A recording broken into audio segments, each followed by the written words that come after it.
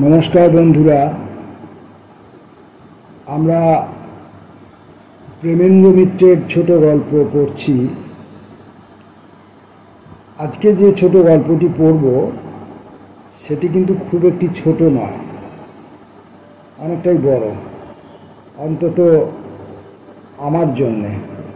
এই এত বড় গল্পটা ছোট গল্প হিসাবে আমি কতটা সঠিকভাবে পড়তে পারবো বা দম ধরে রাখতে পারবো কি না সেটা একটা বিষয়। দ্বিতীয় কথা, এটা ভিডিও করার পক্ষেও একটু কঠিনতম বিষয়, তবু আমি চেষ্টা করব, কারণ আমি হাতের কাছে আমার যতগুলি গল্প আছে আমি সবকটা গল্পই ভিডিও করতে চাইব এবং আপনাদেরকে শোনাতে চাইব। যাই হোক, গল্প পড়ছি। প্রেমেন্দ্র মিত্রের আজকের গল্প সাগর সঙ্গম।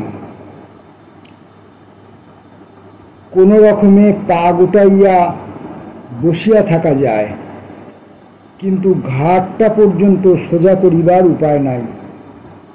মাথা তুলিলেই নৌকার ছইয়ে ঠেকিয়ে যায়। দাক্ষায়ণী মোটা মানুষ, পায়ে একটু বাতও আছে। পা না ছড়াইয়া বেশিক্ষণ একভাবে তিনি বসিয়া থাকিতে পারেন না, কিন্তু সে অসুবিধের কথা তাহার এখন মনেই নাই। সংকীর্ণ নৌকার ছই ঢাকা স্থানটিতে বসিয়া তিনি শ্বেতলক্ষণকে উদ্দেশ্য করিয়া যেসব গাল পারেন তাহার কারণ অন্য। শ্বেতর কাজটা যে অত্যন্ত অন্যায় হইয়াছে এ বিষয়ে কাহারও সন্দেহ নাই, কিন্তু বিদেশে অপরিচিত তীর্থস্থানে যাহার ভরসা করিয়া রওনা হইতে হইয়াছে, মনে মনে যত রাগই থাকুক তাহার বিরুদ্ধে কিছু বলিতে কেহ সাহস করে না। গরু ভেড়ার মতো তাল পাকাইয়া নৌকার সংকীর্ণ ছইয়ের নিচে অশেষ দুর্ভোগ সহ্য করিতে হইলেও তাহারা নীরব হইয়াই থাকে। কিন্তু দাক্ষায়ণী চুপ থাকিবার পাত্রী নহেন। পাড়ার ডাকসাইটে তেজি মেয়ে মানুষ, বালিকা বয়সে বিধবা হইবার পর লোকে তাহার অননুকরণীয় নিষ্ঠা ও ধর্মাচরণের জন্য শ্রদ্ধা যতখানি করে, তাহার প্রচণ্ড মুখের ধারকে ভয় করে তাহার চেয়ে অনেক বেশি। বিদেশে বিভুঁয়ে অপরিচিত তীর্থপথের একমাত্র সহায় হইয়াও লক্ষণ সে মুখের কাছে রেহাই পায় না। দাক্ষায়ণী কাহাকেও ছাড়িয়া কথা কহিবার মেয়ে নন। বিশেষত এক্ষেত্রে তাহার রাগের যথেষ্ট কারণ বর্তমান। হতচ্ছাড়া মুখ পোড়া বাঁদর, দেশে তোকে ফিরতে হবে না? তখন পায়খানার খ্যাংড়ায় তোর মুখ ভেঙে না দিই তো আমি মুকুজ্জেদের বউ নই। লক্ষণ উত্তর দেয় না। উত্তর দেবে কি?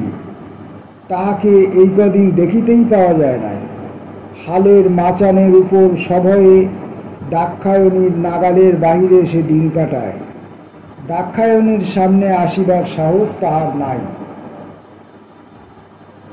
ছইয়ের ভিতর হইতে দাক্ষায়ণীর কণ্ঠ শোনা যায়, জোচ্চোর, পাজি, হারামজাদা, আমি যদি ব্রাহ্মণের মেয়ে হই তো তোকে সাগর পর্যন্ত পৌঁছতে হবে না, তার আগে তুই ওলা উঠোয় মরবি। লক্ষণ এ অভিশাপে শিহরিয়া ওঠে, কিন্তু প্রতিবাদ করিবার তাহার কিছুই নাই।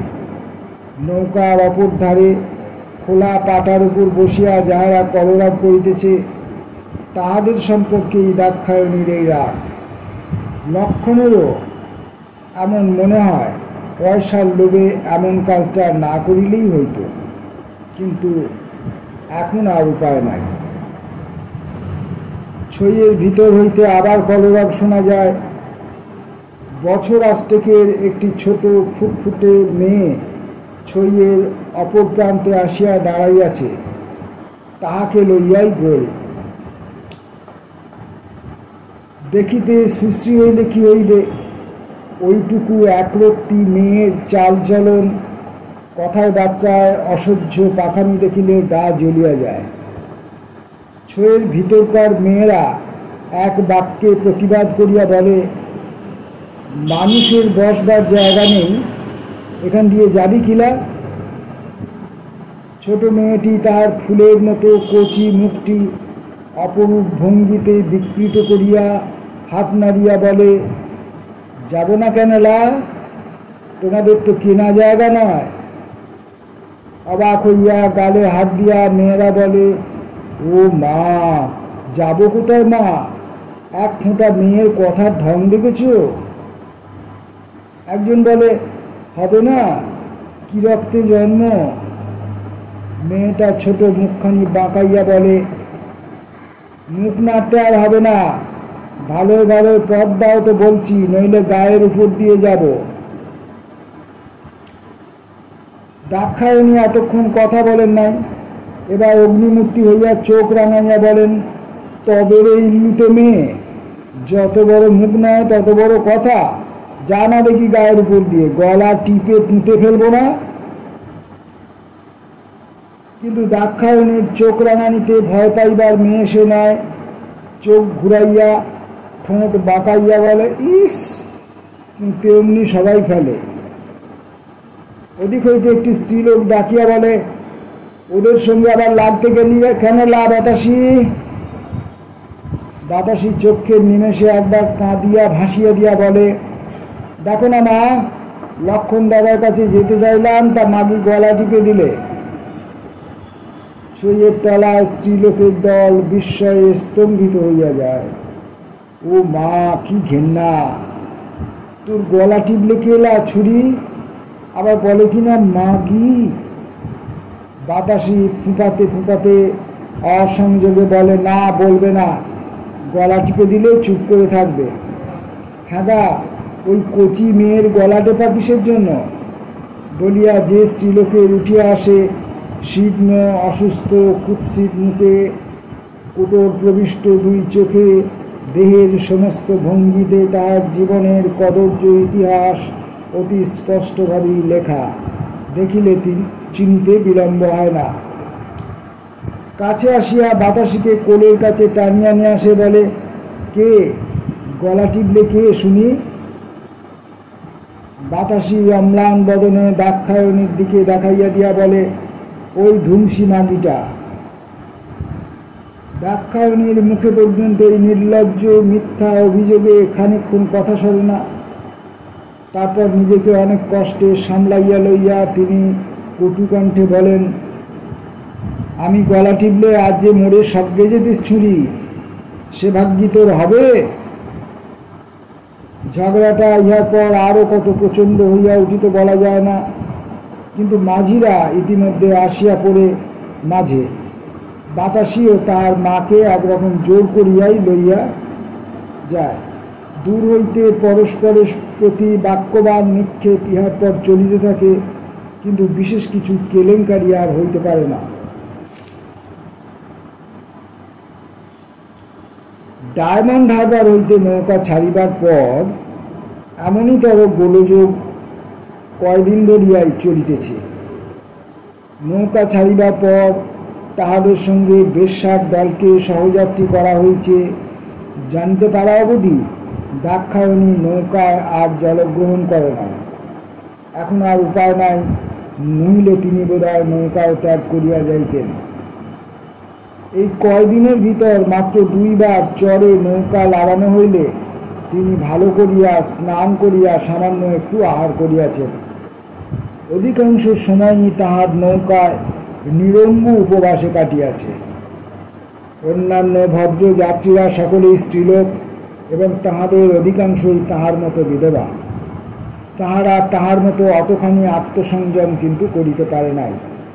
গঙ্গাজল ও বৃহৎ কাষ্ঠে দোষ নাই ইত্যাদি বলিয়া নিজের মনকে প্রবোধ দিয়াছে, তাহাকেও বুঝাইতে চেষ্টা করিয়াছে, কিন্তু দাক্ষায়ণীর সংকল্প অটল। উপবাস তাহার একরকম গা সওয়া হইয়া গিয়াছে।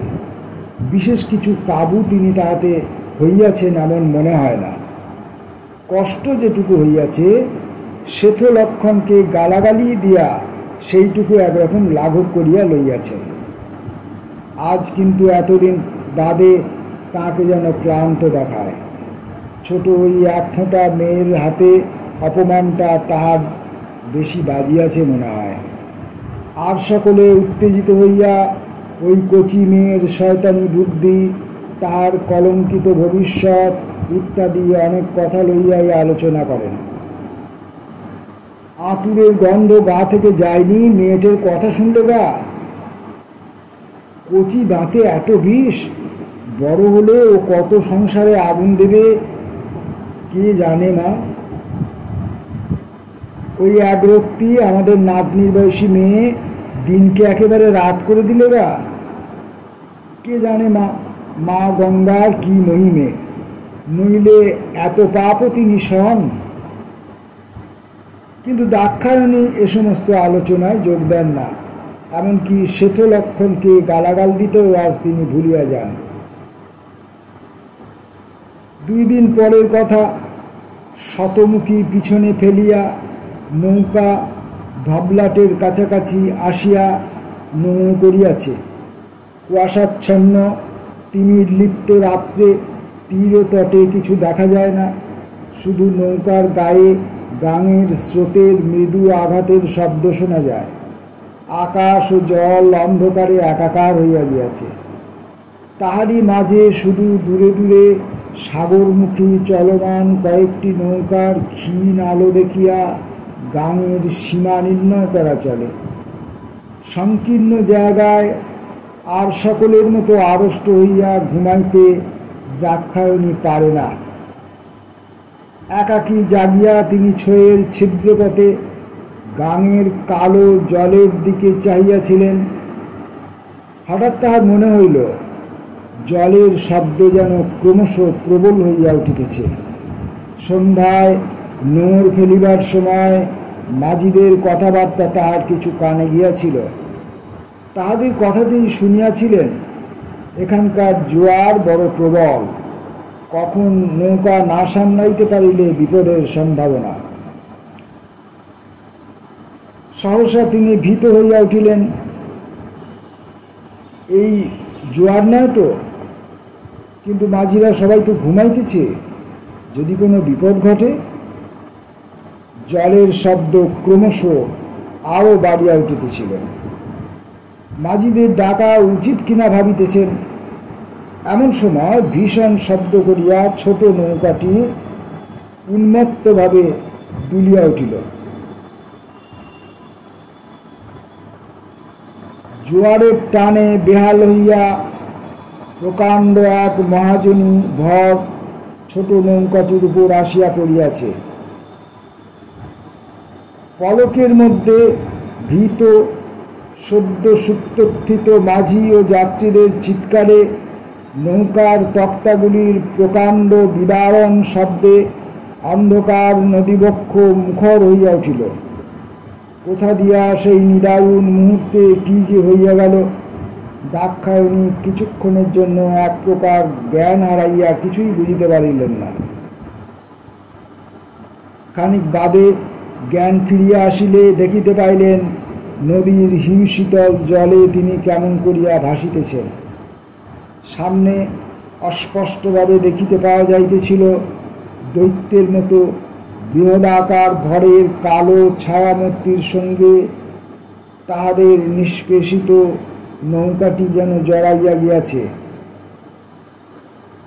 হাল ভাঙিয়া পানিতরা চৌচির হইয়া সে নৌকা ডুবিতেছিল।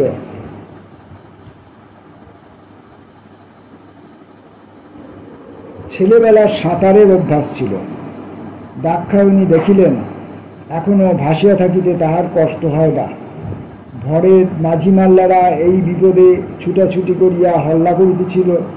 চিৎকার করিয়া কেবার তাহাদের ডাকিলেন, কিন্তু কেহ শুনিতে পাইল বলিয়া মনে হয় না। প্রৌঢ় বয়সে এই হিমশীতল জলে বেশিক্ষণ ভাসিয়া থাকিতে পারিবেন এমন আশা দাক্ষায়ণীর ছিল না। শুধু তাই নয়, সুন্দরবনের গাঙের কুমিরের কথাও তিনি জানিতেন। ভাসিয়া থাকিলেও কতক্ষণ আর রেহাই পাইবেন। এমন সময় দৈব খানিকটা কৃপা করিল। ভাঙা নৌকার হালটা সামনে দিয়া ভাসিয়া যাইতেছিল।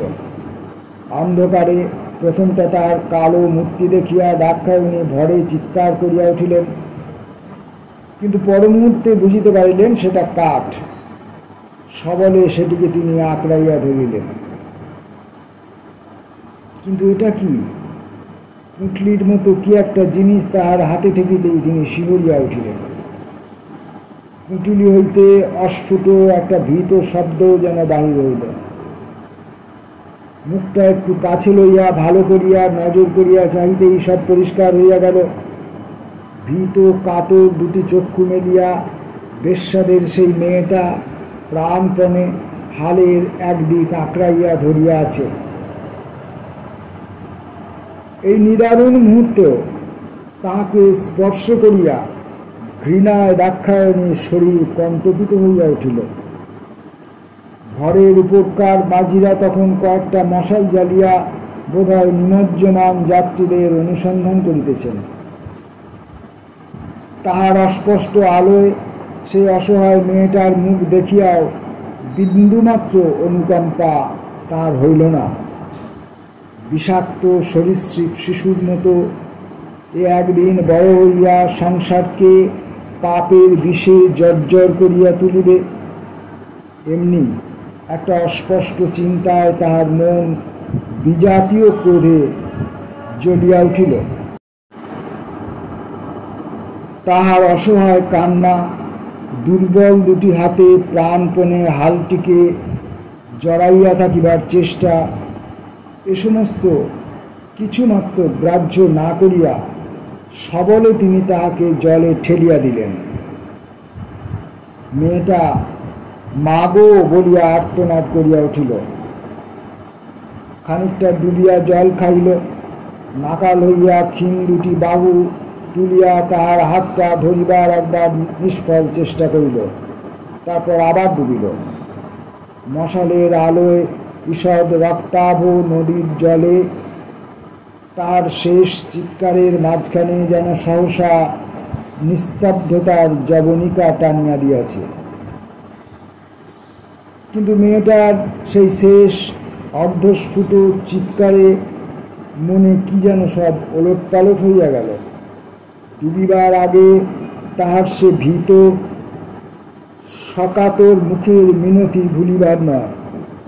কলঙ্কিত একটা বেশ্যার মেয়ে, শিরায় শিরায় তাহার পাপের পঙ্কিল রক্ত, বাঁচিয়া সে শুধু সংসারের পাপের ভারই বাড়াইত না, নিজেরও তাহার দুর্গতির সীমা থাকিত না। এই সব ভাবিয়া আর তাহার মন প্রবোধ মানিতে চাহিল না। তখনও যেন অস্পষ্টভাবে তাহার কাপড়ের একাংশ জলের উপরে ভাসিতে দেখা যাইতেছিল। এখনো হয়তো তোলা যায়, কিন্তু অবশ দেহ মনে এই অপেক্ষাকৃত নিরাপদ আশ্রয় ত্যাগ করিয়া যাওয়াও যে সহজ নহে।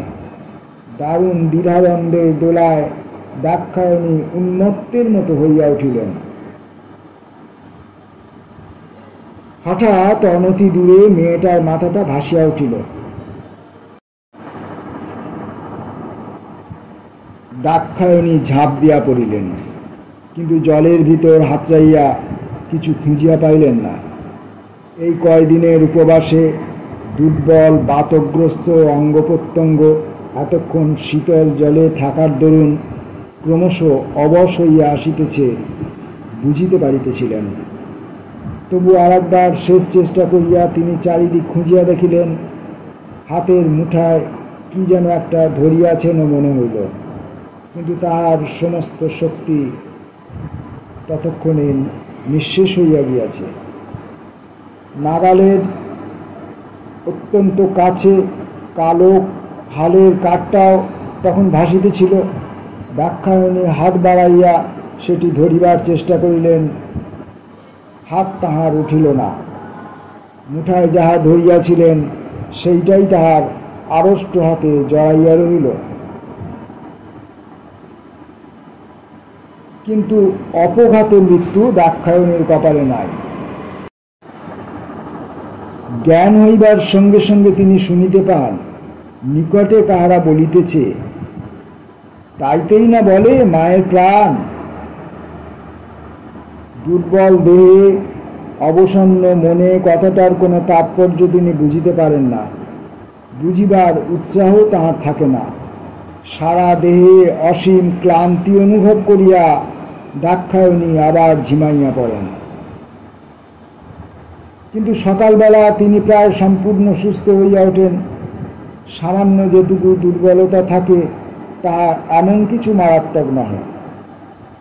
তিনি যেখানে শুইয়া আছেন সেটা যে কোনো নৌকারই একটা ঘর তাহা বুঝিতে তাহার বিলম্ব হয় না। ডান পাশের খুপড়ি জানলা দিয়া দিগন্ত প্রসারিত জলরাশির উপর প্রভাত সূর্যের আরক্ত জাগরণ প্রথমেই চোখে পড়ে। নৌকার এ ঘর তাহার অপরিচিত। জলে ডুবিয়া মরিতে মরিতে কোনো রকমে তিনি উদ্ধার পাইয়াছেন, এটুকুই শুধু বুঝিতে পারেন। কেমন করিয়া এই অপরিচিত নৌকায় স্থান পাইয়াছেন, কে তাহাকে উদ্ধার করিয়াছে, কিছুই তাহার স্মরণ হয় না।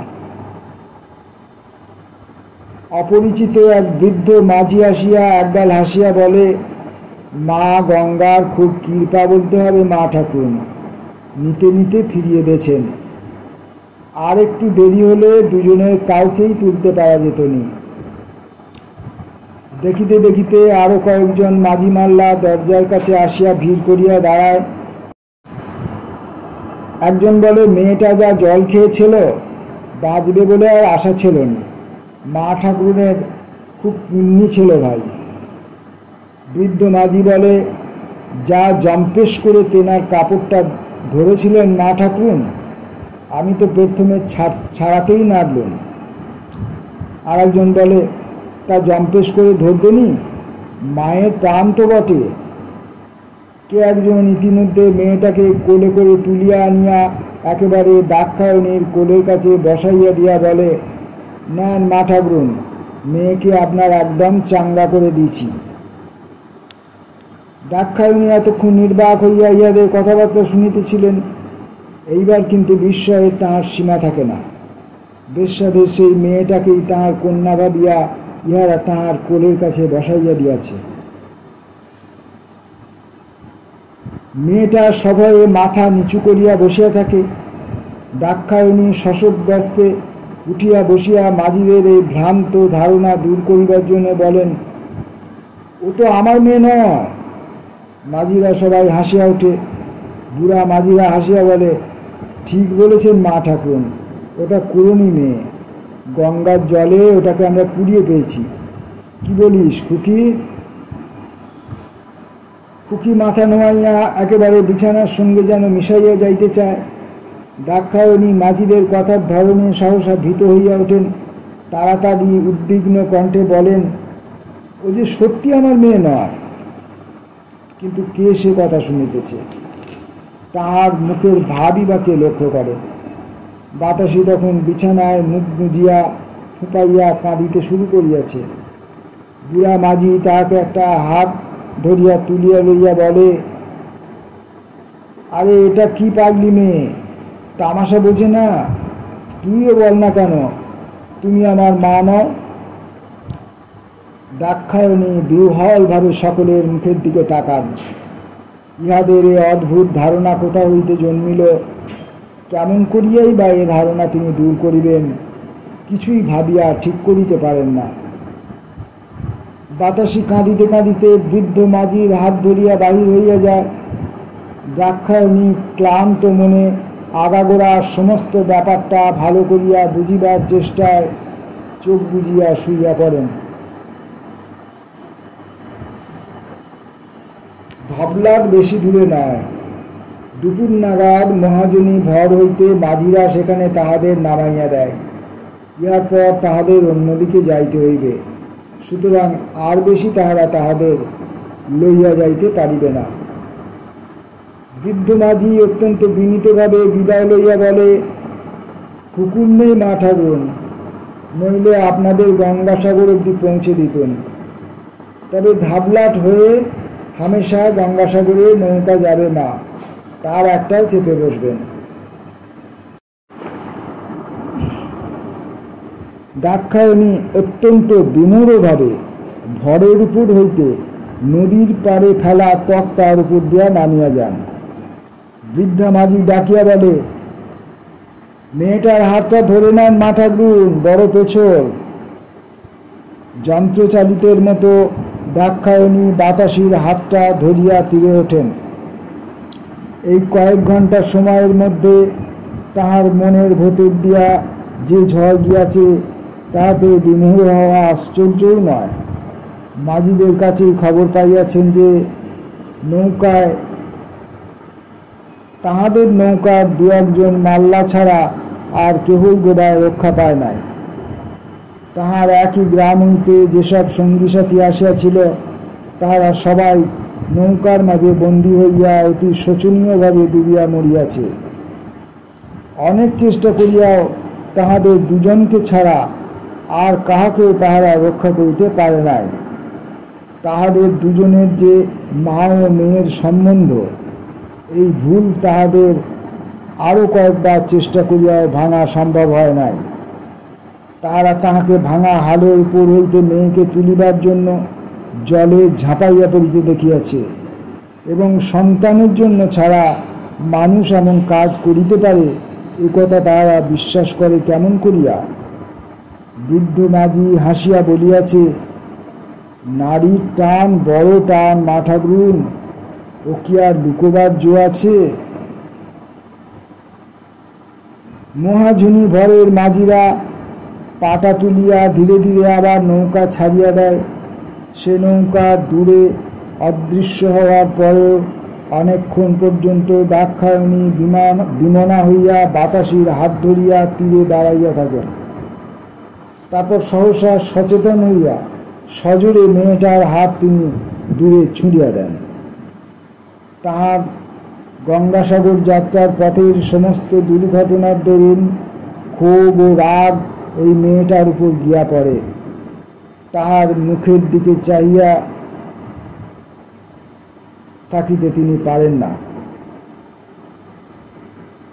বাতাসিকে সম্পূর্ণরূপে অবহেলা করিয়া নিজের দুশ্চিন্তায় তন্ময় হইয়া তিনি আগাইয়া চলিতে থাকেন। দুশ্চিন্তা তাহার বড় কম নয়। কোমরের থলেতে বাঁধা পাথেয় টাকা তাহার জলে ডুবিয়াও খোয়া যায় নাই সত্য, কিন্তু হাজার শক্ত হইল অপরিচিত স্থানে একা মেয়ে মানুষ হইয়া গঙ্গাসাগর দূরের কথা, দেশে ফিরিবার ব্যবস্থায় কেমন করিয়া করিবেন তাহা ভাবিয়া দাক্ষায়ণী আর কুল পান না। সামনে কতকগুলি বড় বড় আটচালার চারিপাশে অনেকগুলি লোক জড়ো হইয়াছে দেখিতে পাওয়া যায়। তাহাদেরই অনুনয় বিনয় করিয়া একটা কিছু ব্যবস্থা হইবে ভাবিয়া দাক্ষায়ণী চলিতে থাকেন।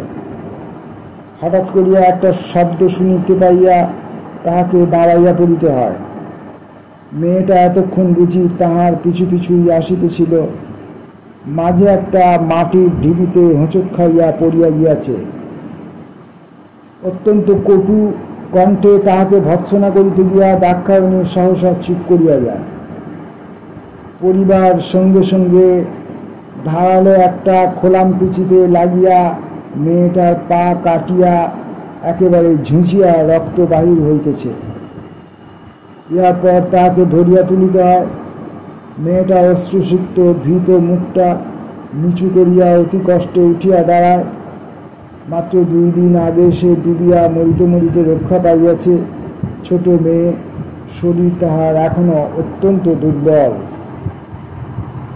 হাত ধরিয়া তুলিয়া দাক্ষায়ণী দেখিতে পান পা দুটি তাহার ঠক ঠক করিয়া কাঁপিতেছে। উদ্বিগ্নভাবে জিজ্ঞাসা করেন, হাঁটতে পারবে না? যত দোষী থাক, মেয়েটি নির্বোধ নয়। এই অল্প সময়ের মধ্যে তাহার একান্ত নিঃসহায় অবস্থাটা তার সামান্য বুদ্ধিতে যতখানি সম্ভব সে ভালো করিয়াই বুঝিয়াছে।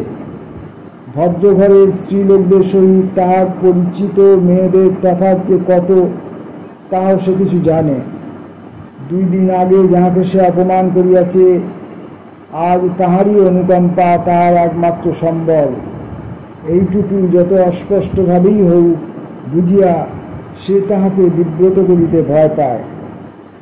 ধরা গলায় মাথা নিচু করিয়া সে জানায় যে হাঁটিতে পারিবে, কিন্তু খোঁড়াইয়া খোঁড়াইয়া 2 পা যাইতে না যাইতেই দুর্বলতায় মাথা ঘুরিয়া টলিয়া পড়ে। দাক্ষায়ণী তাড়াতাড়ি তাহাকে ধরিয়া ফেলেন। এইবার তাহাকে কোলে করিয়া লইয়া যাওয়া ছাড়া আর উপায় নাই। কিন্তু দাক্ষায়ণীর চিরজীবনের সংস্কারে এই অসুচি মেয়েটাকে এমন করিয়া বহিয়া লইয়া যাইতে অত্যন্ত বাঁধে। মেয়েটার পা কাটিয়া রক্ত পড়িতে দেখিয়া যেটুকু মায়া তাহার হইয়াছিল, তাহাকে কোলে করিয়া লইয়া যাইতে হওয়ার সম্ভাবনায় সেটুকু একেবারে উবিয়ে গিয়া শুধু বিতৃষ্ণাতেই তার মন তিক্ত হইয়া ওঠে। মনে হয় মেয়েটা ছেনালি করিয়া অজ্ঞান হইবার ভান যে করে নাই, তাই বা কে বলিতে পারে। অত্যন্ত রূঢ়ভাবে তাহাকে নাড়া দিয়া তিনি সচেতন করিবার চেষ্টা করেন, কিন্তু বাতাসির সত্যিই তখন জ্ঞান নাই। সে তাহার গায়ে লতাইয়া পড়ে। অগত্যা দাক্ষায়ণীকে কোলে লইতেই হয়, এবং প্রত্যেক পদবিক্ষেপে জীবনের কোন অজ্ঞাত অপরাধে এই শাস্তি তাহাকে ভোগ করিতে হইতেছে, তাহাই বোধহয় বিধাতার কাছে তিনি প্রশ্ন করেন। দূর হইতে তাহাদের বিপদ দেখিয়া 2-1টা লোক আপনা হইতেই আগাইয়া আসে। দাক্ষায়ণী সংক্ষেপে তাহাদের কাছে নৌকাডুবির কথা জানাইয়া সহায়তা প্রার্থনা করেন। বাতাসি সম্বন্ধে কোনো উচ্চবাচ্যই করেন না। করা যে নিষ্ফল এটুকু তিনি এতক্ষণে বুঝিয়াছেন। হাতে হাতে তাহার প্রমাণও পাওয়া যায়। মেয়েটাকে তাহার কোল হইতে তুলিয়া লইয়া একজন বলে, তবু ভগবানের দয়া বলতে হবে বাপু, মা মেয়ের একজনকে রেখে আর একজনকে নেননি।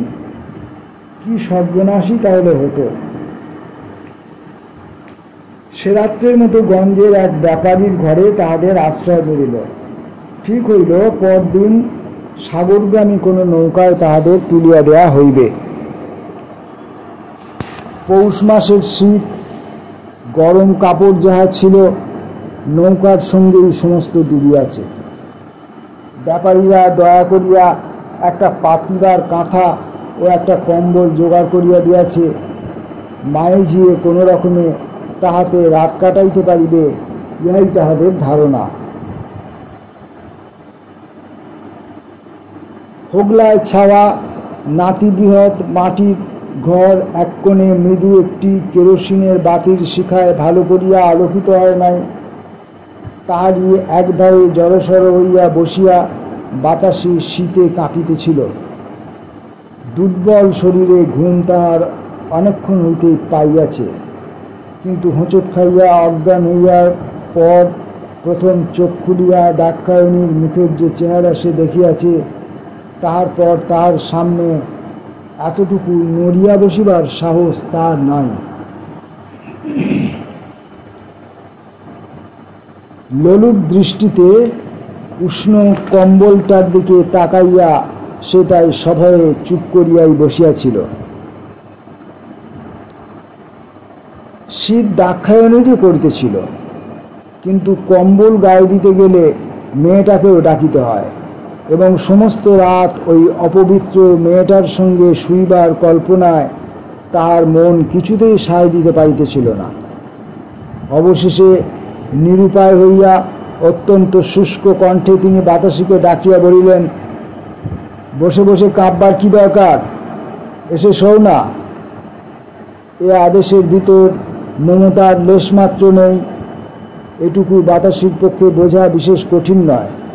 তবু সসংকোচে সরিয়া আসিয়া বিছানার এক প্রান্তে কম্বলের এক অংশ মাত্র গায়ে দিয়া সে শুইয়া পড়িল।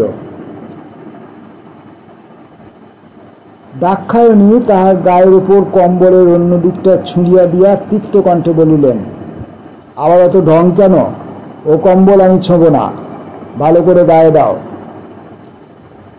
বাতাসি কম্বলটা আরও একটু টানিয়া লইল, কিন্তু ভালো করিয়া গায়ে দিতে পারিল না। বাহিরের শীত ও নিজের মনের সহিত সংগ্রাম করিয়া দাক্ষায়ণী আরও অনেকক্ষণ জাগিয়া কাটাইলেন। বাতাসি ততক্ষণে ঘুমাইয়া পড়িয়াছে, কিন্তু শেষ পর্যন্ত বিছানার এক পাশে বাতাসির কাছ হইতে সযত্নে যত সম্ভব দূরত্ব রক্ষা করিয়া তাহাকে শুইতে হইল। কম্বলের এক প্রান্ত গায়ে দিয়া মনে মনে গঙ্গাসাগরে গিয়া স্নান করিয়া এই অসুচিতা দূর করিবেন, ইহাই তিনি স্থির করিলেন। তারপর কখন তিনি ঘুমাইয়া পড়িয়াছেন মনে নাই। ভোর রাত্রে হঠাৎ জাগিয়া উঠিয়া তাহার বিস্ময়ের আর সীমা রহিল না। বাতাসি কখন ঘুমের ঘোরে সরিয়া একেবারে তাহার বুকের কাছটিতে ঘেঁষিয়া আসিয়া শুইয়াছে, তাহার একটি হাত তাহার কণ্ঠে শিথিলভাবে লগ্ন। কেরোসিনের ডিবিটাও তখনও তেমনি জ্বলিতেছে। তাহার রক্তিম আলোয় মেয়েটার দিকে চাহিয়া ওই কোমল মুখ হইতে সেদিন কি করিয়া অমন কুৎসিত কথা বাহির হইয়াছিল, কিছুতেই তিনি ভাবিয়া পাইলেন না। সে মুখে সংসারের ভাবী সর্বনাশিনীর কোনো আভাসই নাই। বহু দিনের সংস্কারে শরীরটা তাহার কেমন যেন সংকুচিত হইয়া উঠিতেছিল, কিন্তু কণ্ঠলগ্ন শীর্ণ শুভ্র হাতখানা সরাইতে গিয়াও সরাইতে তিনি যেন পারিলেন না। সকালে ঘুম ভাঙার পর দাক্ষায়ণীর ব্যবহারে বাতাসি একেবারে আশ্চর্য হইয়া গেল। ঘুমন্ত চোখ খুলিয়া প্রথমেই তাহার নজরে পড়িল কম্বলটি তাহার গায়ে বেশ ভালো করিয়া জড়ানো। দাক্ষায়ণী ঘরের দরজার কাছে দাঁড়াইয়া কি যেন করিতেছেন। হয়তো সারা রাত্রি সে কম্বল ও বিছানা দখল করিয়াছিল। দাক্ষায়ণীকে হয়তো সারা রাত্রি এই শীতে জাগিয়া কাটাইতে হইয়াছে ভাবিয়া সে ভয়ে ভয়ে ধর্মড় করিয়া উঠিতে যাইতেছিল। দাক্ষায়ণী হাত নাড়িয়া তাহাকে উঠিতে নিষেধ করিয়া বলিলেন, থাক থাক, সকালের এই হিমে উঠে কাজ নেই, হাড় একেবারে কালিয়ে দিচ্ছে। তারপর খানিকক্ষণ চুপ করিয়া থাকিয়া বলিলেন, তুমি শুয়ে থাকো, আমি এক্ষুনি আসছি, কিছু ভয় নেই। বাতাসি সবিস্ময়ে আবার শুইয়া পড়িল। দাক্ষায়ণীর স্বরে অপ্রত্যাশিত যে স্নেহের আভাসটুকু ছিল, তাহাতেই অকারণে বাতাসির কান্না যেন নতুন করিয়া উছলিয়া উঠিল। বালিশের ভিতর মুখ গুঁজিয়া অনেকক্ষণ ধরিয়া চেষ্টা করিয়াও সে অশ্রু রোধ করিতে পারিল না। দাক্ষায়ণী খানিক বাদেই ফিরিয়া আসিলেন। দেখা গেল কোথা হইতে ইহারই মধ্যে কোঁচরে ভরিয়া মুড়ি ও গোটা কয়েক মোয়া তিনি সংগ্রহ করিয়া আনিয়াছেন। হাসিয়া বলিলেন, খুব খিদে পেয়েছে না? নে, তাড়াতাড়ি এবার মুখটা ধুয়ে আয় দেখি।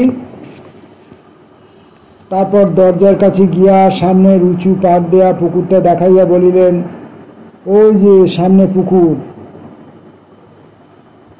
একলা যেতে পারবি তো, না আমি যাব সঙ্গে?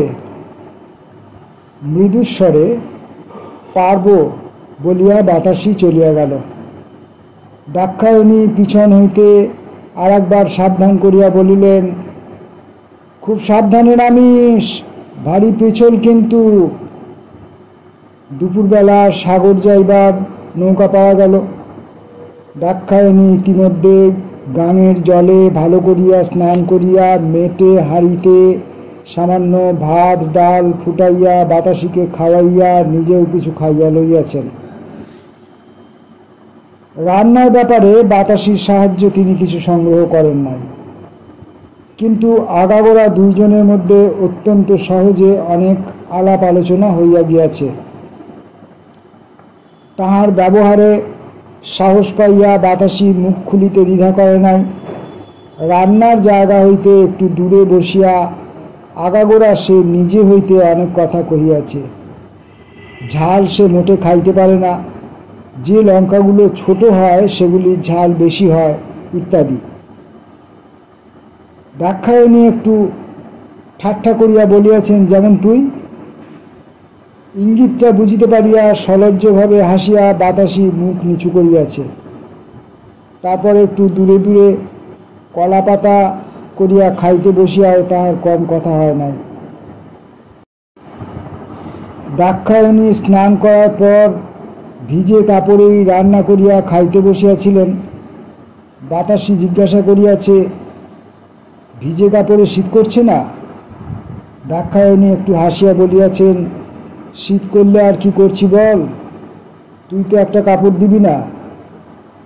বাতাসি বলিল, আমার কাপড় যে সব ডুবে গেছে, তা না হলে দিতিস কেমন? বাতাসি লজ্জায় আর কিছু বলিতে পারে নাই।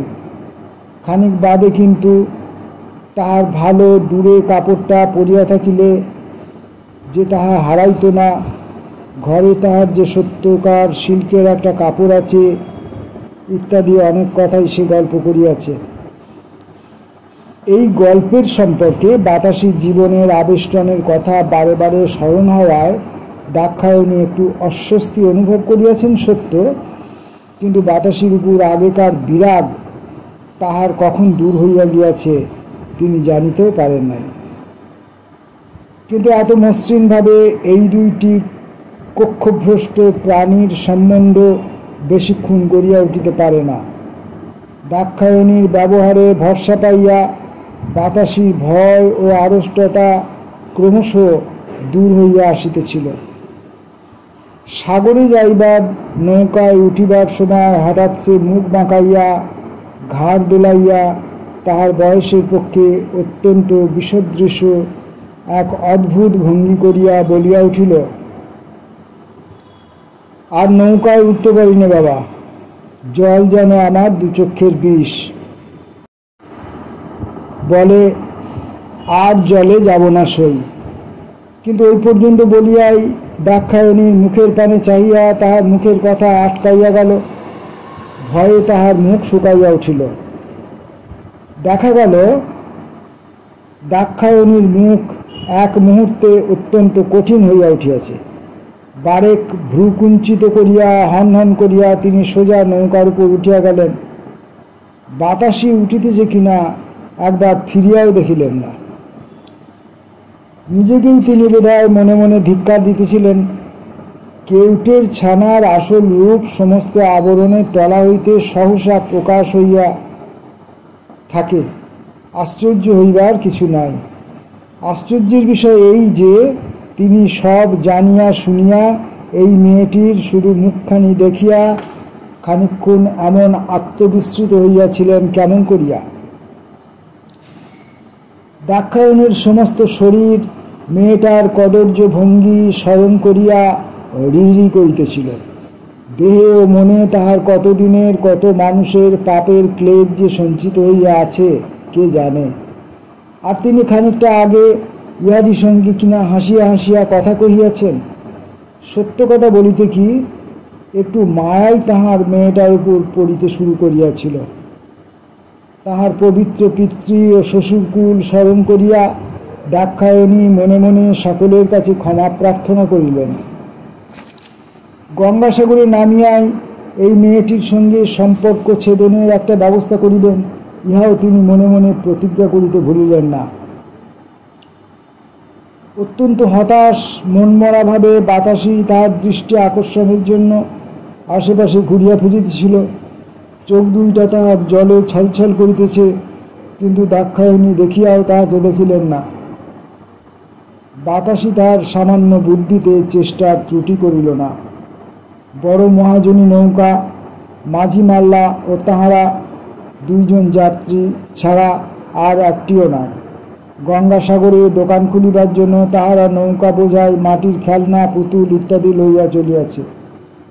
শুধু দাক্ষায়ণীকে কথা কহাইবার জন্য অত্যন্ত সংকুচিতভাবে সে একবার ওই পুতুলগুলির দিকে চাহিয়া বলিল, আমার ওই রকম একটা টিয়া পাখি আছে, ওর চেয়ে বড়। কিন্তু দাক্ষায়ণী যেমন চোখ মুজিয়া শুয়েছিলেন তেমনই রইলেন। ঘুমাইতেছেন কিনা জাগিয়া আছেন কিনা বোঝা গেল না। বাতাসে আরেকবার সভয়ে বলিল, এ নৌকাটা খুব বড়, বড় নৌকো ডোবে না, না? দ্রাক্ষায়ণী তেমনই নিরুত্তর। বাতাসে আরেকবার হতাশভাবে চেষ্টা করিয়া বলিল, আমি খুব ভালো পা টিপতে পারি। কিন্তু পায়ে হাত দিতেই পাটা সরাইয়া লইয়া দ্রাক্ষায়ণী গভীরভাবে বলিলেন, থাক। অপরাধীর মতো সসংকোচে হাতটা সরাইয়া লইয়া বাতাসে বিষণ্ণ মুখে চুপ করিয়া বসিয়া রইল। দ্রাক্ষায়ণীর প্রসন্নতা ফিরাইয়া আনিবার জন্য আর কি করা যায় কিছুই সে ভাবিয়া পাইল না। চাপা কান্নায় গলার কাছটায় কি একটা জমাট বাঁধিয়া তাহার নিঃশ্বাস যেন রোধ হইয়া আসিতেছিল। ভালো করিয়া কাঁদিতে পারিলে বুঝি তাহার খানিকটা তৃপ্তি হইত, কিন্তু সে সাহস তাহার হইল না। শুধু দুটি গাল বাহিয়া নীরবে অজস্র ধারে যে অশ্রু গড়াইয়া পড়িতেছিল তাহা কোনো মতেই নিবারণ করিতে পারিল না। ধবলাট হইতে গঙ্গাসাগর বেশি দূরে নয়। পালে ভালো হাওয়া পাইয়া তাহাদের নৌকা খুব তাড়াতাড়ি চলিয়া আসিয়াছে।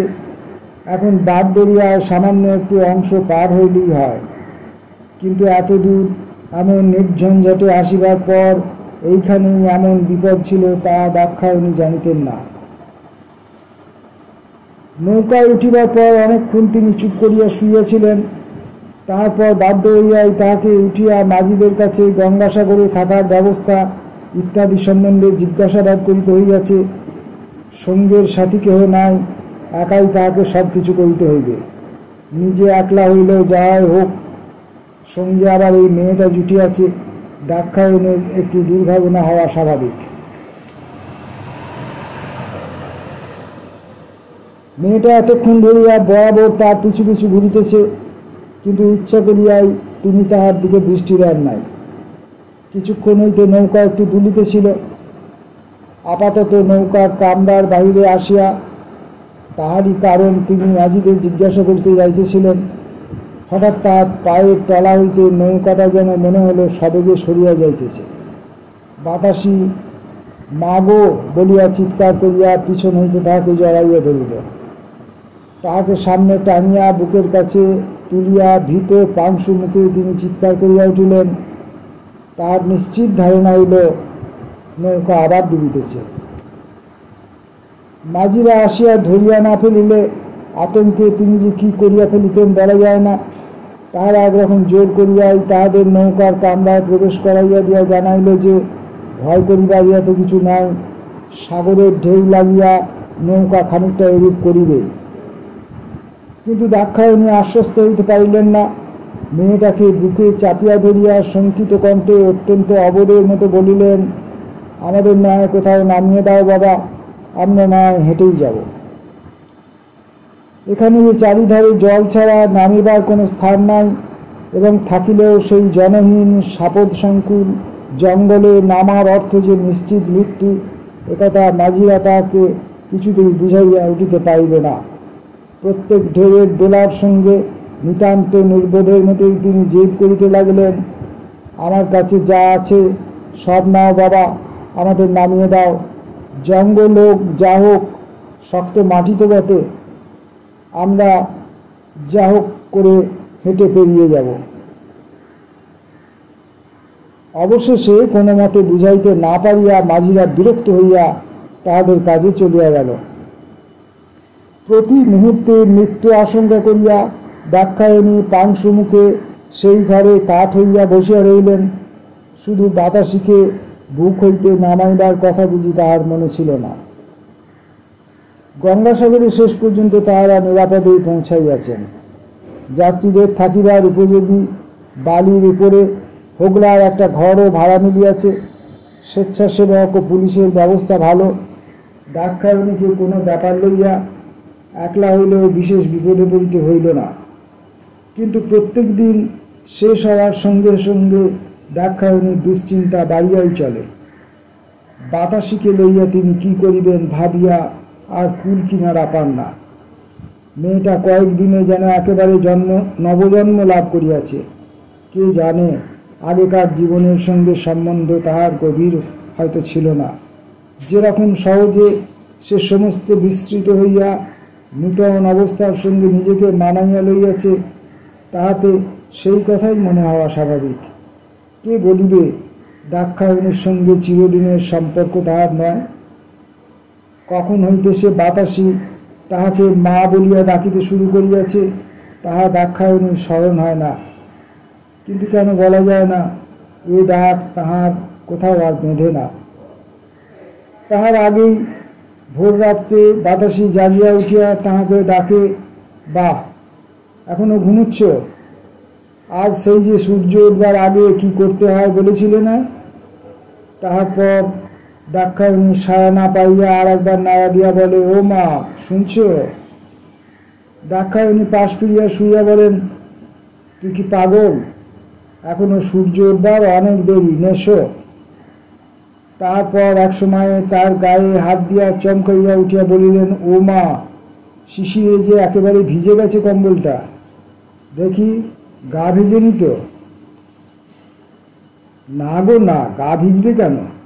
নিচে আবার একটা চট দিয়ে দিলে না শোবার আগে? দাক্ষায়ণী আশ্বস্ত হইয়া বলেন, নে তাহলে শুয়ে পড়। বাতাসীর কিন্তু আর শুইবার ইচ্ছা নাই। ক্ষুব্ধ কণ্ঠে বলে, বাবা, ওই বিশ্বমণি কম্বল আর চট গায়ে দিয়ে শুতে পারি না। ওই তো সবাই উঠে পড়েছে, ওঠো না তুমি। শীতের ভিতর সহজে কম্বল ত্যাগ করিতে দাক্ষায়ণীর ইচ্ছা হয় না। চোখ বুজিয়াই বলেন, বৃষ্টি পড়ছে, শুনতে পাচ্ছিস না? ধরুক বৃষ্টি একটু। বাতাসী বলে, আহা, ও বৃষ্টি বুঝি? চাল থেকে শিশিরে জল পড়ছে তো। ব্যাপারটা সত্যই তাই। হোগলার বেড়া দেয়া যাত্রী ঘরগুলির চালও হোগলা দিয়া যেমন তেমন করিয়া ছাওয়া। শীতের সারা রাত্রির শিশিরে তাহা একেবারে ভিজিয়া গিয়াছে। সেই চাল ভেদ করিয়াই শিশিরের জল চারিধারে বালির উপর টপ টপ করিয়া পড়িতে থাকে। অগত্যা দাক্ষায়ণীকে উঠিতেই হয়। বলেন, গঙ্গাসাগরের সব পুণ্যি তুই একাই নিয়ে যাবি দেখছি। বাতাসী সলজ্জ হাসিয়া বলে, আহা, গঙ্গাসাগরে থাকিবার দিন ক্রমশ ফুরাইয়া আসিতেছে। দুই একদিন দেরি করিলেও দেশে শীঘ্রই ফিরিতে হইবে। বাতাসীকে লইয়া তখন কি করিবেন দাক্ষায়ণী কিছুই ঠিক করিয়া উঠিতে পারেন না। যত আপনারই সে হোক, তাহার প্রতি মায়া যে বেশ খানিকটা পড়িয়াছে, ইহা অসংকোচে নিজের মনে স্বীকার করিতে বাধা না থাকুক। তাহাকে যে সঙ্গে করিয়া দেশে লইয়া যাওয়া যায় না, একথা দাক্ষায়ণী ভালো করিয়াই জানেন। মিথ্যা তিনি বলিতে পারিবেন না। পরিচয় গোপন করিয়া ইহাকে সঙ্গে লইয়া গিয়া তাহার শ্বশুরকুলের অপমান করা তাহার পক্ষে অসম্ভব। লোকে যদি কিছু সন্দেহ নাও করে, তবু জানিয়া শুনিয়া তাহাদের পবিত্র পরিবারে এই কলঙ্কিত জন্মা মেয়েটিকে তিনি কেমন করিয়া স্থান দিবেন? বাতাসীকে ছাড়িতেই হইবে, কিন্তু কেমন করিয়া? এরকম অনাথ ছেলে মেয়ের ভাগ কাহারা লয় কিছুই তাহার জানা নাই। জানা থাকিলেও সেখানে বাতাসীর অনিষ্ট হইবে না, একথা তাহার বোধহয় বিশ্বাস হইত না। দুর্ভাবনায় দাক্ষায়ণীর সময় সময় মাথা ঠিক থাকে না। বাতাসীর কথা কহিয়া জবাব পায় না। দাক্ষায়ণী হঠাৎ হয়তো রুক্ষস্বরে বলেন, জ্বালাতন করিসনি, ভালো লাগে না বাবু, দুদণ্ড শাস্তি পাবার উপায় নেই, আচ্ছা ফ্যাসাদে পড়েছি তোকে নিয়ে। বাতাসী নীরব হইয়া যায়, শুধু চোখ দুইটা তাহার অল্পেই সজল হইয়া আসে। খানিক বাদে কি ভাবিয়া তাহার হাতটা ধরিয়া দাক্ষায়ণী আবার বাহির হইয়া পড়েন। এটা সেটা দেখাইয়া নানা গল্প করিয়া আবার বাতাসীর মুখে হাসি ফুটাইতে তাহার দেরি লাগে না। এক এক সময় তাহার মনে হয়, বাতাসীর জন্য এত ভাবিবার দায়ী বা তাহার কিসে? কোথাকার কলুষিত সমাজের একটা মেয়ে দৈবাত কয়েকদিনের জন্য তাহার জীবন তাহার সহিত জড়াইয়া গেছে মাত্র। এ বন্ধনকে স্বীকার করিবার কোনো দায়ী তো তাহার নাই। তার সঙ্গ না পাইলেও বিধাতার সংসারে তাহার একটা কোনো কিনারা হইতই। আজ তিনি তাহাকে ছাড়িয়া গেলেও তাহার যেমন হোক একটা আশ্রয়ের অভাব হইবে না। আর পাপের পঙ্কের মধ্যে যে আর শৈশব লালিত, তাহার পক্ষে আর আশ্রয়ের ভালো মন্দ কি? স্নানের যাত্রীদের ভিড় ঠেলিয়া চলিতে চলিতে দাক্ষায়ণীর মনে হঠাৎ অদ্ভুত এক খেয়ালের উদয় হয়। এই গঙ্গাসাগরেই তাহাকে ফেলিয়া কোনো রকমে লুকাইয়া তিনি তো বেশ চলিয়া যাইতে পারেন। যাহার সহিত অতীতে কোনো সম্বন্ধ ছিল না, ভবিষ্যতে যাহার সহিত কোনো সম্বন্ধই থাকিবে না, তাহাকে এভাবে পরিত্যাগ করার ভিতর কোনো অন্যায় তো কিছু নয়। সব সমস্যার অতি সহজেই তাহা হইলে মীমাংসা হইয়া যায়। দুর্ভাবনার গুরুভার নামাইয়া তিনি নিঃশ্বাস ফেলিয়া বাঁচিতে পারেন। ভিড় ঠেলিয়া অপেক্ষাকৃত ফাঁকা জায়গায় আসিয়া হঠাৎ দাক্ষায়ণীর নজরে পড়ে বাতাসি তাহার পিছনে নাই। এই খানিক আগেও তাহাকে যে পিছু পিছু আসিতে তিনি দেখিয়াছেন। না, এই নির্বোধ মেয়েটাকে লইয়া আর পারা গেল না। পথ চলিতে চলিতে চারিদিকে অবাক হইয়া চাহিয়া থাকা তাহার বদ স্বভাব। একটু অসাবধান হইলেই সে পিছাইয়া পড়ে। দাক্ষায়ণী খানিক দাঁড়াইয়া অপেক্ষা করেন, কিন্তু তবু বাতাসির দেখা নাই। এবার তাহার রাগ হয়। পই পই করিয়া কয়েকদিন তাহাকে রাস্তার সঙ্গ ছাড়া হইতে বারণ করিয়াছেন। অজানা অচেনা জায়গায় বয়স্ক লোকেরাই পথ চিনিতে হয়রান হয়। চারিদিকে একই ধরনের হোগলার কুঁড়ের সার, একটার সঙ্গে আর একটার কোনো তফাৎ নাই। ইহার ভিতর একবার হারাইলে খুঁজিয়া বাহির করা কিরকম কষ্টকর। দাক্ষায়ণী একটু আগাইয়া যান, তবু বাতাসির পাত্তা নাই। এবার তাহার ভয় হয়।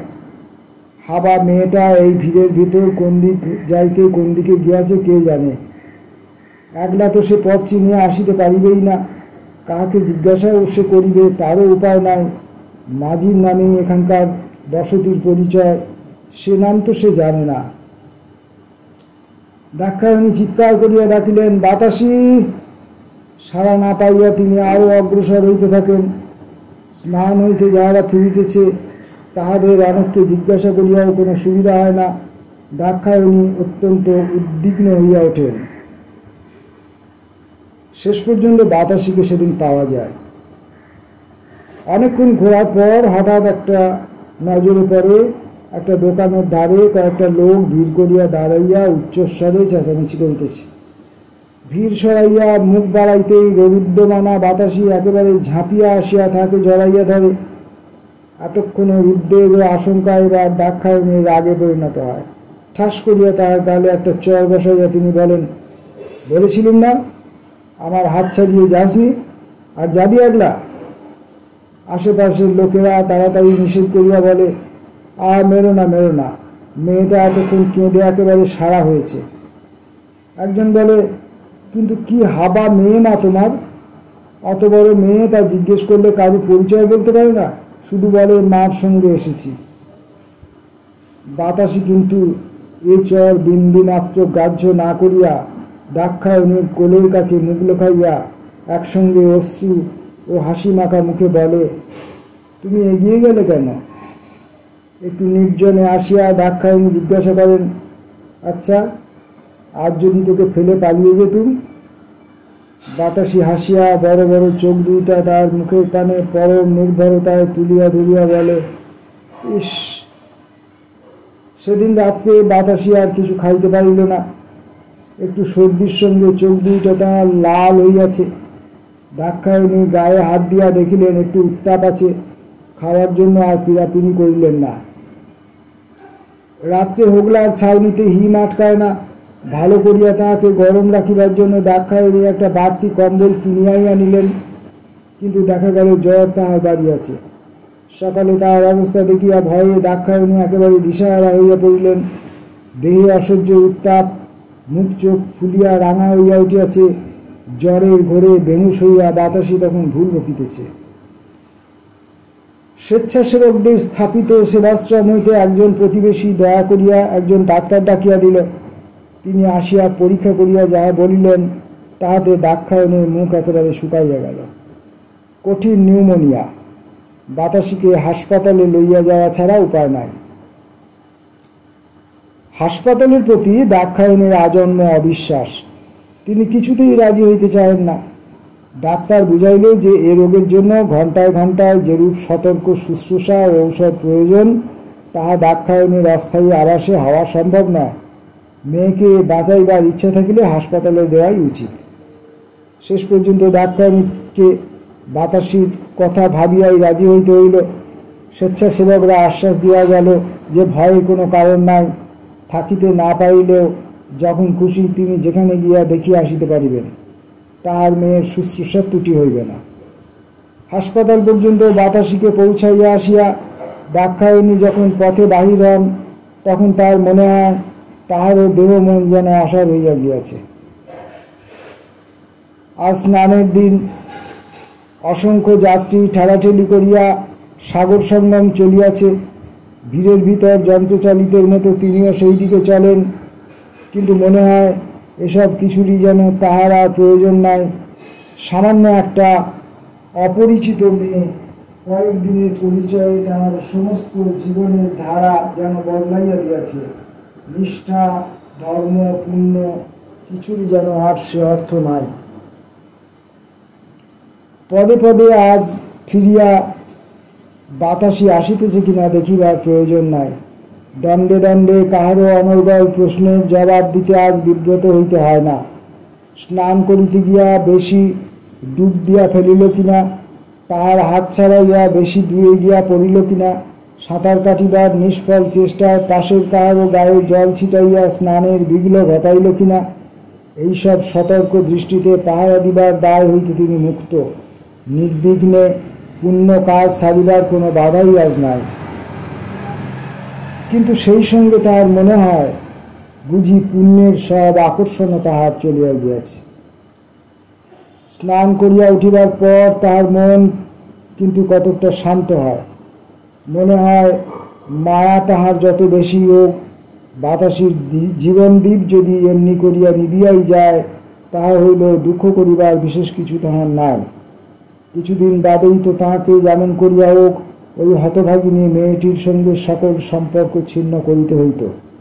তারপর এই নিষ্ঠুর উদাসীন সংসারে ওই অনাথ অসহায় মেয়েটির জীবন পাপ ও গ্লানির কোনো অন্ধকার অতলে তলাইয়া যাইত কে বলিতে পারে। কলুষের মধ্যে যাহার জন্ম, পাপের বীজ যাহার মধ্যে হয়তো সুপ্ত হইয়া আছে, সংসারের বিষাদ তরুরূপে পল্লবিত হইয়া উঠিবার পূর্বে এই নিষ্কলুর শৈশবে বিধাতা যদি তাহাকে ডাকিয়া লন, তাহা হইলে দুঃখ করিবার সত্যই যে কিছু নাই। বাঁচিলে যখন অশেষ দুর্গতি, তখন বাতাসির মরাই ভালো। কিন্তু স্নানের পর মেলার বাজার হইতে ফিরিবার সময় দেখা যায় দাক্ষায়ণীর দুই হাত খেলনায় ও পুতুলে বোঝায়। বেলা যত বেশি বাড়িতে থাকে দাক্ষায়ণী তত বেশি অস্থির হইয়া ওঠে, এবং সমস্তক্ষণ ধরিয়া তাহার মনের ভিতর যে আলোড়ন চলে তার খবর অন্তর্যামী ছাড়া আর কেহই বুঝিতে পারে না। বাতাসির মরাই ভালো, কিন্তু সে মরিতেছে ভাবিয়া তাহার সারা গায়ে কাঁটা দিয়া ওঠে। তাহার বিশ্ব সংসার ওই মেয়েটিকে কেন্দ্র করিয়া কখন হইতে ঘুরিতে শুরু করিয়াছে তিনি জানিতেও পারেন নাই। বিকাল হইতে না হইতেই তিনি বাহির হইয়া পড়লেন। সমস্ত সংস্কারের চেয়ে যাহা পুরাতন, সমস্ত ধর্মের অপেক্ষা যাহা প্রবল, সেই মাতৃত্বের বিপুল আকাঙ্ক্ষার প্লাবনে তাঁর মনের সমস্ত সংকীর্ণ সীমার বেড়া তখন ভাঙিয়া ভাসিয়া গিয়াছে।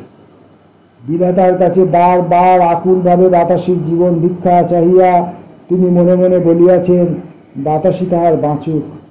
তাহাকে লইয়া সমস্ত সংসারের নিন্দা অপবাদের বোঝা তিনি নির্ভয়ে মাথা পাতিয়া লইবেন।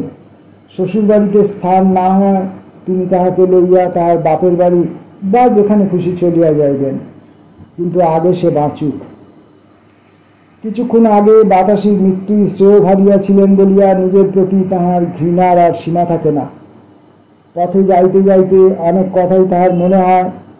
বাতাসির যে কলুষের মধ্যে জন্ম, তাহারই বা প্রমাণ কি? গণিকারা নিজেদের স্বার্থ সন্ধানের জন্য ভদ্র পরিবারের ছোট মেয়ে চুরি করিয়া লইয়া আসে, একথা তিনি শুনিয়াছেন। বাতাসি যে তেমনই কোনো সদ্বংশের মেয়ে নয়, তাহাই বা কে বলিতে পারে? সদ্বংশে জন্ম না হইলে এত শীঘ্র তাহার এমন পরিবর্তন হইত না, এই কথাটাই বিশেষ করিয়া তাহার মনে হয়। যে অপরাধ তাহার নয়, ভাগ্যের দোষে তাহারই শাস্তি তাহাকে সারা জীবন বহন করিতে হইবে, এ কথায় এখন দাক্ষায়ণীর মন আর কিছুতেই সায় দিতে পারে না। যত লাঞ্ছনা গঞ্জনা সহ্য করিতে হয় হোক, বাতাসিকে ভাগ্যের হাতে সমর্পণ করিয়া একাকী তিনি দেশে ফিরিবেন না, তাহাকে সঙ্গেই লইয়া যাইবেন, এই তিনি সংকল্প করেন। প্রকাণ্ড তাঁবু ফেলিয়া সাগরে যাত্রীদের হাসপাতাল বসানো হইয়াছে। দাক্ষায়ণী তাহার আশেপাশে কয়েকবার ঘোরাঘুরি করিয়াও কাহাকেও কিছু জিজ্ঞাসা করিতে ভরসা পান না। কি যে শুনিতে হইবে কে জানে, আশঙ্কায় তাহার বুক কাঁপিতে থাকে। অবশেষে অনেক কষ্টে একজন স্বেচ্ছাসেবককে তিনি ভয়ে ভয়ে বাতাসের খবর জিজ্ঞাসা করেন। ছেলেটি সমস্ত পরিচয় জিজ্ঞাসা করিয়া লয়। আপনি দেখতে চান তো তাকে? একটু দাঁড়ান, আমি খোঁজ নিয়ে আসি বলিয়া ছেলেটি চলিয়া যায়। দাক্ষায়ণী কম্পিত বক্ষে অপেক্ষা করেন, কিন্তু অনেকক্ষণ চলিয়া যায়, ছেলেটির আর দেখা মেলে না। দাক্ষায়ণী ভিতরে ভিতরে অত্যন্ত অস্থির হইয়া ওঠেন। কেন তিনি ইহাদের কথা শুনিয়া হাসপাতালে পাঠাইতে রাজি হইয়াছিলেন ভাবিয়া তার আফসোসের আর সীমা থাকে না। ডাক্তার বলিয়াছিল, দেখা করিবার কোনো অসুবিধাই হইবে না। এখন এই দেরি দেখিয়া ইহাদের সমস্ত ব্যাপারের উপর তাহার গভীর অবিশ্বাস জন্মিয়া যায়। কে জানে, হয়তো ইহারা কোনো শুশ্রূষাই বাতাসই করে নাই, হয়তো রুগ্ন মেয়েটাকে অবহেলায় ইহারা ফেলিয়া রাখিয়াছে, তৃষ্ণায় এক ফোঁটা জল দিবারও সেখানে লোক নাই। দাক্ষায়ণীর মন রাগে দুঃখে দুর্ভাবনায় কেমন যেন করিতে থাকে। ইচ্ছা হয় এই কাপড়ের পর্দা ছিঁড়িয়া খুঁড়িয়া তিনি জোর করিয়া বাতাসিকে ছিনাইয়া লইয়া আসেন। বাতাসি ইহাদের ঔষধ না খাইয়াও বাঁচিবে, দীর্ঘ প্রতীক্ষায় ক্লান্ত হইয়া পড়িয়াছেন।